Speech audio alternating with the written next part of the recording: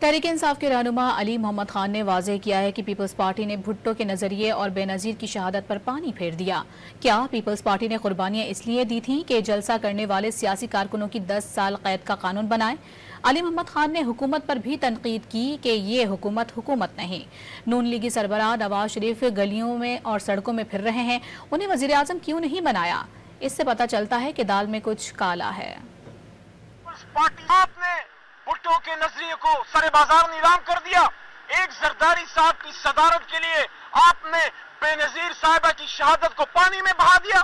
Peoples party की ये जो कुर्बानियां थी, जो कोड़े खाए थे, इसलिए खाए थे कि आप सियासी वर्कर्स पे कानून पास करें कि जलसा करोगे तो आपको 10 साल सजा देंगे। क्यों देंगे? क्या यहाँ जमहूरियत नहीं है?